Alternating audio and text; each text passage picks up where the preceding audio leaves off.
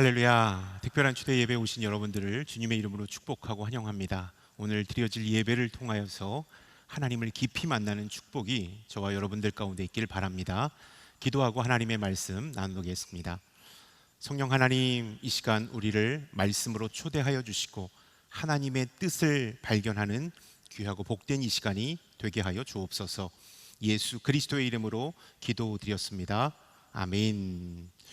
우리는 계속해서 시그널, 하나님의 신호라는 제목으로 말씀을 듣고 있습니다. 하나님께서 신호를 보내오실 때 우리가 어떻게 반응하고 행동해야 하는지 말씀 속에서 그 지혜를 찾는 세 번째 시간입니다. 잘못을 고백할 때 우리는 하나님의 시그널 앞에 온전히 나아갈 수 있음을 오늘 성경은 우리에게 가르쳐 주고 있습니다. 여러분, 자동차를 운전할 때 이런 경험을 한번 해보신 적이 있습니까? 사이드 브레이크를 채운 채 일정 기간을 운전하면서 왜 이렇게 차가 안 나갈까, 이렇게 고민해 본 경험을 갖고 계신 분이 계십니까? 저는 그런 경험이 있습니다. 차를 이렇게 운전하고 가는데 그날따라 차가 잘 나가지가 않는 겁니다. RPM은 올라가고 굉음은 나는데 차가 잘 나가지 않아서 이게 왜 그런가, 고장이 났을까라고 살펴보니까 사이드 브레이크 불이 들어온 채로 제가 운행을 하고 있는 것을 보게 되었습니다. 아무리 악셀을 밟아도 속도가 잘 나가지 않는 것을 경험했습니다. 여러분, 우리가 신앙생활에도 사이드 브레이크를 채운 채 하나님 앞으로 가는 그리스도인들이 많다라는 사실을 우리는 기억해야 합니다. 이 죄라는 사이드 브레이크를 채운 채 예배도 드리고 기도도 하고 열심히 공동체 생활을 하는데 하나님과 친밀해지지 않는 것입니다. 하나님을 인격적으로 만날 수가 없는 것입니다. 왜 그럴까요? 우리 안에는 죄라는 사이드 브레이크가 채워져 있기 때문에 하나님 앞으로 더 가까이 나아가는데 한계를 갖고 있다라는 사실입니다. 레위기 11장 44절부터 45절은 이렇게 우리에게 말씀하고 있습니다. 함께 읽겠습니다. 내가 너희 하나님 여호와이기 때문이다. 그러므로 너희는 스스로 거룩하게 하라. 이는 내가 거룩하기 때문이다. 너희는 땅 위를 기어다니는 동물로 인해 스스로 더럽히지 말라. 내가 너희를 이집트로부터 인도해 너희 하나님이 된 여호와이기 때문이다. 그러므로 너희는 거룩하라. 내가 거룩하기 때문이다. 하나님은 거룩하신 분이라고 말씀하십니다. 그리고 우리도 거룩하라고 말씀하고 계십니다. 그런 우리가 죄와 허물로 얼룩진 채 하나님 앞으로 나아갈 때 우리는 하나님 앞으로 나아가는 데 있어서 한계의 상황에 맞닥뜨리게 된다라는 사실을 우리는 기억해야 하는 것입니다. 그렇기 때문에 하나님 앞에 나아올 때는 이 죄라는 사이드 브레이크를 풀고 죄의 고백, 또 죄의 죄인됨을 인정하고 고백하고 용서를 구하는 이 과정이 필요하다라는 사실입니다.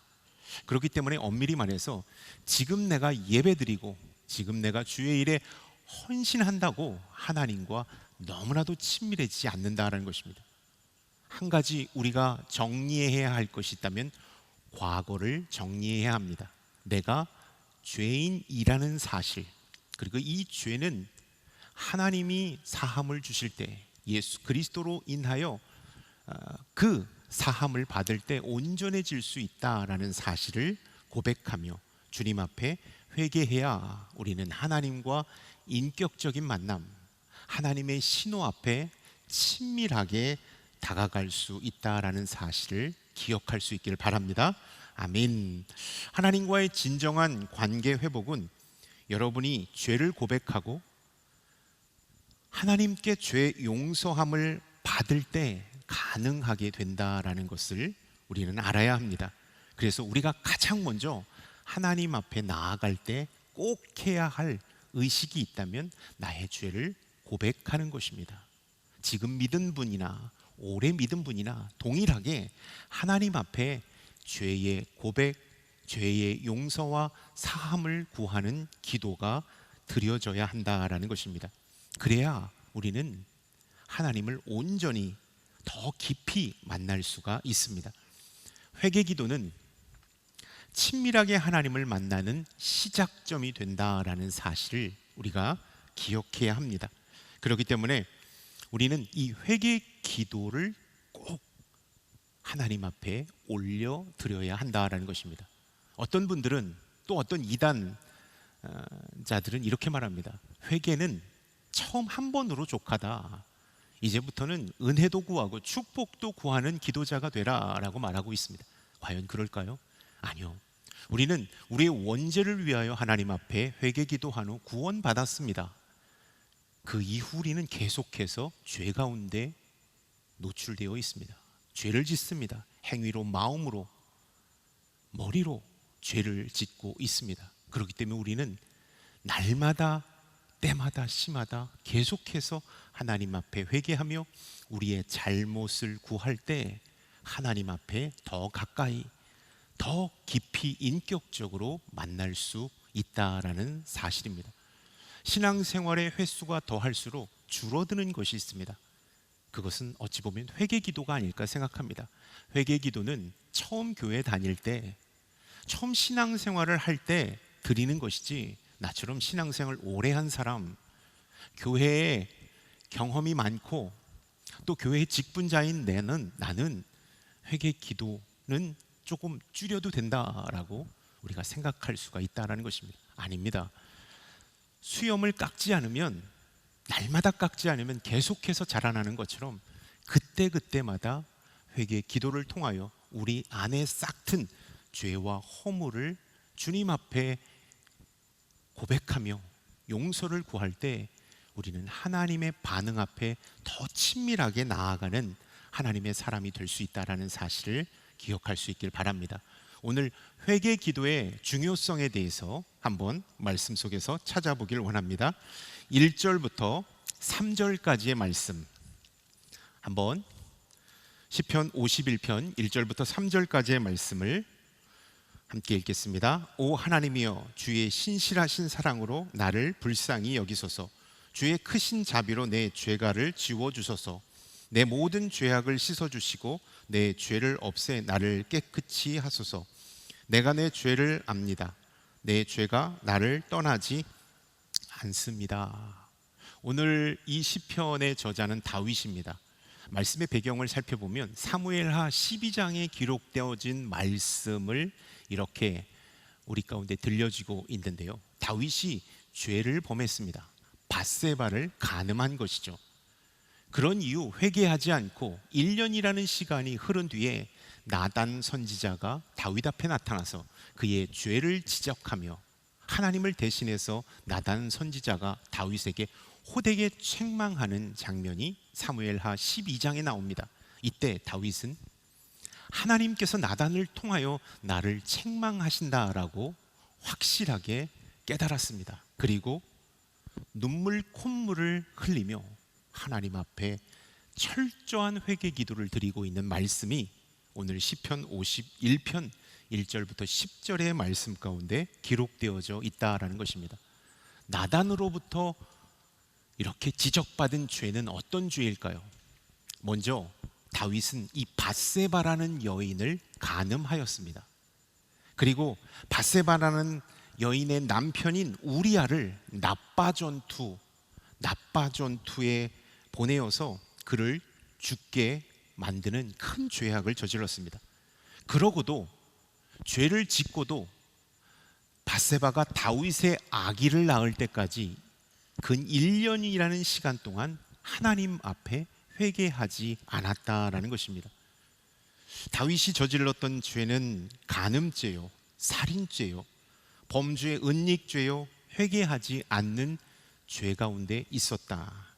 이 죄를 지은 이 다윗에게 나단 선지자는 호되게 질책하고 있는 것을 보게 됩니다. 우리가 성경 속에서 만난 다윗은 하나님의 마음에 합한 자라는 그러한 별칭이 있을 정도로 그는 하나님과 친밀했던 사람입니다. 하나님을 뜨겁게 예배했던 사람입니다. 하나님 앞에 그 누구보다도 간절히 기도했던 다윗이었습니다. 그런데 어떻게 해서 다윗이 이 지경까지 이르렀던 것일까요? 그렇게 신실했고 그렇게 하나님과의 관계가 좋았던 다윗이 왜 이렇게 엄청난 죄악을 저지를 만큼 그러한 자리까지 내려왔던 것일까요? 여러분, 우리가 영적인 균형을 잃어버리면 오늘 신실했어도 내일 세속적인 사람이 될 수 있습니다. 오늘 믿음이 뜨거웠어도 내일 차가운 믿음의 소유자가 될 수 있다는 것입니다. 우리가 경험해 보아서 잘 알고 있지 않습니까? 얼마나 뜨거웠습니까? 성령 충만했습니까? 근데 그 뜨거움과 성령 충만이 변해서 메마른 신앙을 우리가 소유한 채 하나님 앞에 나아갈 때가 많았다는 것입니다. 왜 그랬을까요? 우리 안에 영적인 균형감을 잃어버렸기 때문입니다. 다윗도 역시 영적인 균형감을 상실했기 때문에 그는 신실했고 뜨거웠지만 큰 범죄자로 지금 서 있게 된다라는 사실입니다. 여러분, 우리가 영적인 균형감을 상실하면 첫 번째 나타나는 특징이 있는데 하나님을 두려워하지 않습니다. 그래서 죄에 둔감합니다. 그래서 회개를 상실하는 그 엄청난 죄악을 저지르게 된다라는 것이죠. 다윗이 그랬다라는 것입니다. 여러분, 영적인 균형감은 어떻게 유지될 수 있을까요? 늘 언제나 우리가 하나님 앞에 서 있을 때 우리는 영적인 균형 감각을 유지할 수 있습니다. 우리가 세상과 사람 앞에 서 있을 때 하나님을 의식하지 않고 세상과 사람을 의식하며 살아가는 그 순간부터 우리의 영적인 균형 감각은 밸런스를 잃고 무너지게 된다라는 것이죠. 그래서 하나님을 두려워하는 것이 아니라 사람과 세상을 두려워하고 이렇게 범죄자로, 죄를 지은 자로 살아갈 수 있다라는 것을 우리는 다윗을 통하여 다시 한번 깨달아야 하는 것입니다. 여러분, 오리가 물 위를 유유자적하게 이렇게 떠다니는 것은 보이지 않는 물 속에서 쉼 없이 물갈퀴를 가지고 발길질을 하며 힘차게 노를 젓고 있기 때문입니다. 마찬가지입니다. 우리가 영적인 균형 감각을 유지하기 위해서는 사단이 우는 사자처럼 우리를 공격하고 있는 이 세상에서 영적인 균형 감각을 유지하기 위해서는 늘 언제나 하나님 앞에 서 있어야 한다는 것입니다. 그리고 하나님 앞에 나의 죄를 고백하며 새롭게 살아가고자 하는, 하나님 앞에 거룩한 자로, 정직한 자로, 온전한 자로 살아가고자 하는 예배와 기도가 멈추지 않을 때 우리는 영적인 균형 감각을 잃어버리지 않고 계속해서 믿음의 항진을 할 수 있다라는 사실. 그렇다면 여러분들은 지금 영적인 균형 감각을 가지고 신앙생활하고 있습니까? 1절의 말씀에 보면 오 하나님이여 주의 신실하신 사랑으로 나를 불쌍히 여기소서 주의 크신 자비로 내 죄가를 지워 주소서. 다윗은 주의 자비, 그 자비로 내 큰 죄를 지워달라고 회개하고 있는 것을 보게 됩니다. 왜 다윗은 주의 자비를 간구했을까요? 눈덩이처럼 커버린 죄악을 주의 자비로만 깨끗이 씻음 받을 수 있기 때문입니다. 여러분, 아주 돌덩이처럼 큰 눈덩이도 열 앞에 가면 그냥 물로 녹아버리는 것입니다. 우리의 엄청난 죄악, 우리의 모든 허물도 하나님의 자비 앞에, 예수 그리스도의 보혈 앞에 가는 순간 눈 녹듯 씻겨져 내려가게 된다라는 사실을 우리가 이 말씀 속에서 알아야 하는 것입니다. 주의 자비, 예수 그리스도의 그 엄청난 보혈이 우리를 덮을 때 우리의 죄와 허물은 깨끗이 사함을 받게 되는 것입니다. 하나님의 자비가 우리의 죄악보다 크기 때문에, 압도적으로 크기 때문에 우리는 용서함을 받는 자가 될 수 있다라는 사실입니다. 여러분, 우리가 지은 죄가 엄청나다 할지라도 사람들한테 고백하지 못할 이 엄청난 죄와 허물이 많은 자라 할지라도 예수 그리스도 앞에 나아가면 이 모든 것들이 눈 녹듯 다 사라지고 깨끗함을 덧입게 된다라는 사실을 기억할 수 있길 바랍니다. 이사야 1장 18절의 말씀, 요한일서 1장 9절의 말씀을 한번 읽어보도록 하겠습니다. 자, 와서 우리 함께 판가름해보자. 여호와께서 말씀하신다. 비록 너희 죄가 주홍빛 같더라도 눈처럼 희게 될 것이다. 비록 그 죄가 지렁이처럼 붉어도 양털처럼 될 것이다. 만일 우리가 우리의 죄를 자백하면 하나님은 신실하고 의로우신 분이시므로 우리 죄를 용서하시고 모든 불의에서 우리를 깨끗하게 해 주실 것입니다. 주의 자비 앞으로 나아갈 때, 예수 그리스도의 그 보혈 앞으로 나아갈 때 우리의 죄가 크고 중하다 할지라도 그 모든 것들을 깨끗하게 해 주신다라는 사실입니다. 죄를 인정하고 죄를 고백할 때 용서함을 받게 된다라는 것입니다. 여러분, 이 자리 가운데, 예배드리고 계신 이 자리 가운데 죄로 인하여 죄책감과 죄로 인하여 너무나도 힘든 고통을 호소하며 계신 분이 있습니까? 예배드리시는, 영상으로 예배드리시는 분 가운데 하나님께서 내 죄를 다 아시는데 내가 입술로 그 죄를 하나님 앞에 용서를 구하지 못한 분이 계십니까? 그렇다면 오늘 이 시간 주의 자비로 나아갈 수 있기를 바랍니다. 우리의 죄가 진홍처럼 붉을지라도 주의 보혈 앞으로 가는 순간 양털처럼 희어지고 온전케 됨을 우리가 꼭 기억할 수 있기를 축원합니다. 아멘. 4절과 5절의 말씀 한번 읽어보도록 하겠습니다. 4절, 5절. 내가 주께 오직 주께만 죄를 지었고 주 앞에서 악한 일을 저질렀습니다. 그러니 주의 말씀이 옳으시고 주께서 순전하게 판단하실 것입니다. 나는 분명히 죄 가운데 태어났습니다. 내 어머니가 죄 가운데 나를 잉태한 것입니다. 다윗은 나단 선지자의 지적을 받은 다음에 엄청난 고통, 이 심적인 고통을 호소하며 하나님 앞에 회개 기도하고 있는 것을 4절과 5절은 우리에게 말씀하고 있습니다. 오직 주께만 죄를 지었고 주 앞에서 악한 일을 저질렀습니다.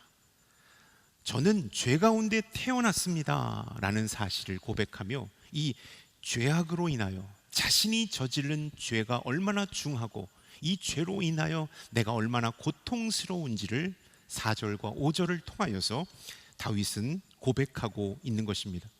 여러분, 우리 그리스도인은요, 예수 그리스도를 영접하고 나서 작은 죄에도 엄청난 찔림을 받습니다.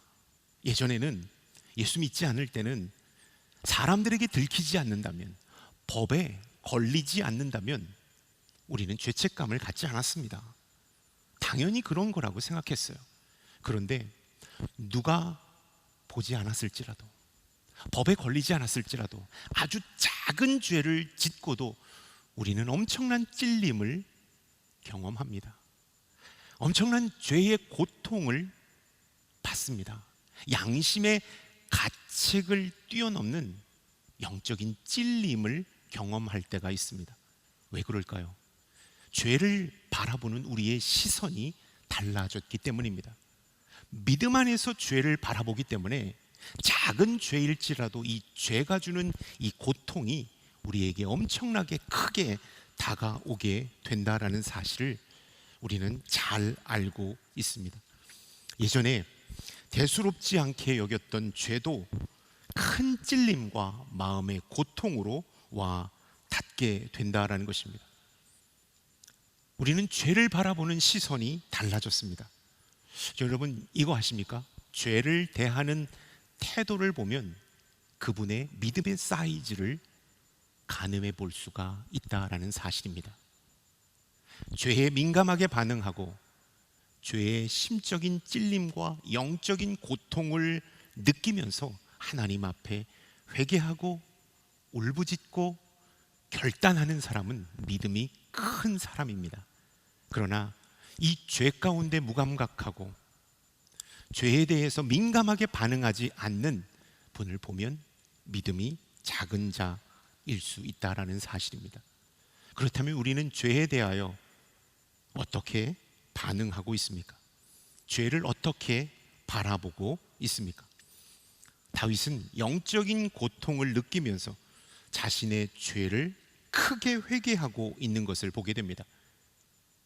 눈물로 하나님 앞에 회개 기도를 드리는 모습을 보게 되죠. 그리하였을 때 하나님은 다윗에게 죄의 용서함을 넘어 세컨 찬스, 다시 기회를 허락해 주셨다라는 것을 우리는 다윗의 일생을 통하여 확인해 볼 수가 있는 것입니다. 그가 하나님 앞에 진심으로 자신이 지은 죄를 회개하고 고백하고 새롭게 살아가기로 결단하였을 때 그의 죄가 사함받을 뿐만 아니라 다시 한번 하나님께서 그에게 기회를 주셨다라는 것을 우리는 확인해 볼 수가 있는 것입니다.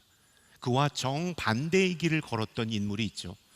사울 왕입니다. 이스라엘의 초대 왕인 사울은 하나님 앞에 영적인 고통을 느끼며 회개 기도하지 않았습니다. 오히려 자신을 변명하기 바빴습니다. 자신의 의를 드러내기 바빴다라는 것입니다. 어떻게 되었을까요? 사울왕은 이스라엘의 역사에서 아웃되는 엄청난 저주의 대상자가 되었다라는 사실입니다. 다윗과 사울은 참 닮은 점이 참 많습니다. 우리가 성경을 보면 다윗도 사울도 잘생겼다. 외모가 출중했습니다.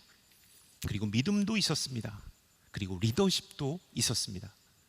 그리고 큰 가문이 아닌 아주 작은 가문에서 태어났습니다. 그리고 약점과 연약함을 갖고 있었습니다. 그리고 하나님 앞에 죄도 범했습니다. 이러한 공통점이 있었습니다.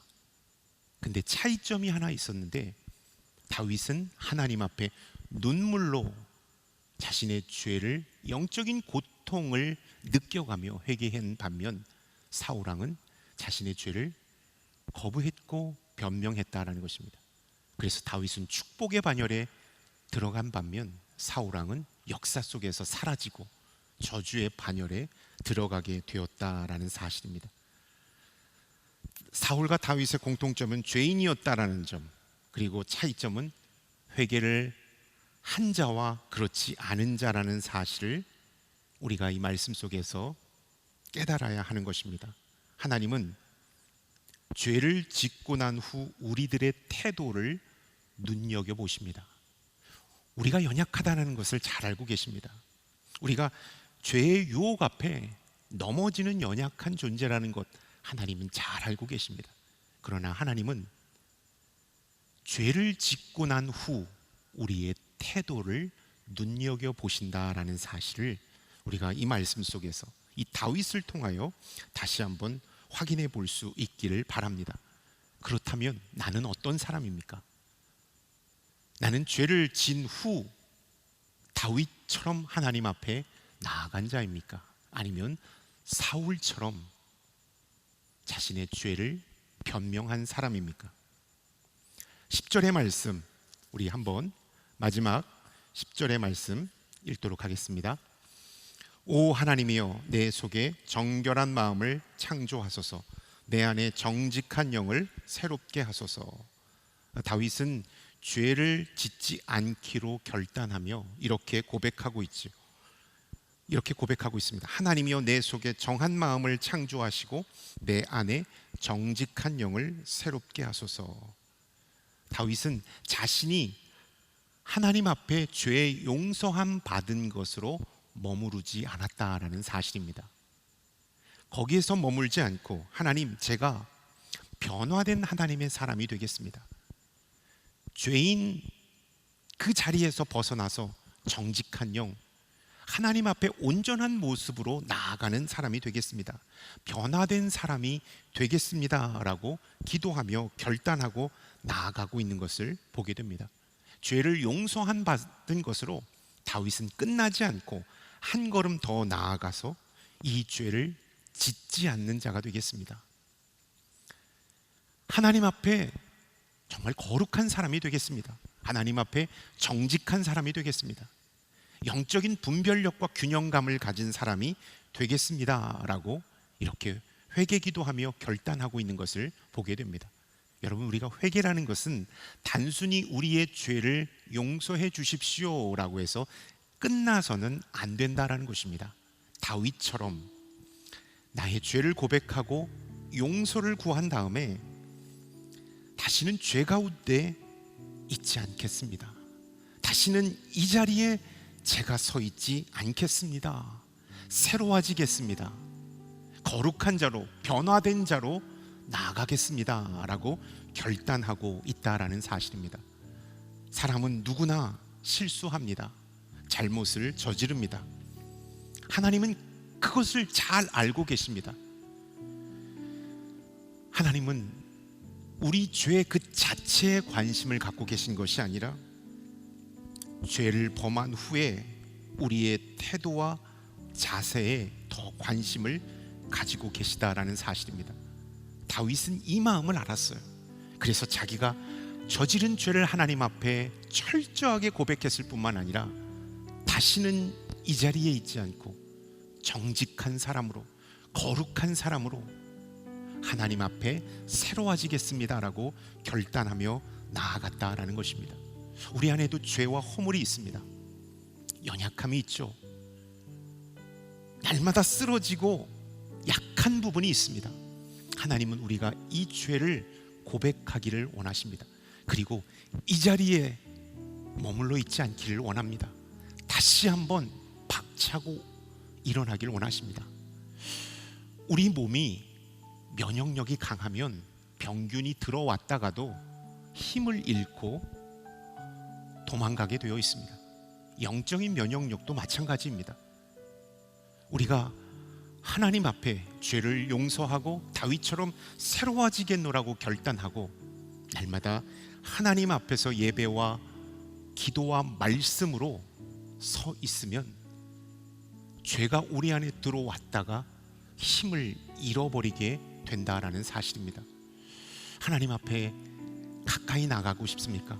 하나님의 신호에 정말로 민감하게 반응하고 하나님을 인격적으로 만나고 싶습니까? 그렇다면 우리가 우리 안에 있는 죄와 허물, 거룩하신 하나님 앞에 나아갈 때 이것을 고백하며 이것을 용서하고 용서를 구하며 다시는 이 자리에 있지 않겠노라고 결단하며 나아가는 저와 여러분들이 될 수 있기를 주님의 이름으로 축원합니다.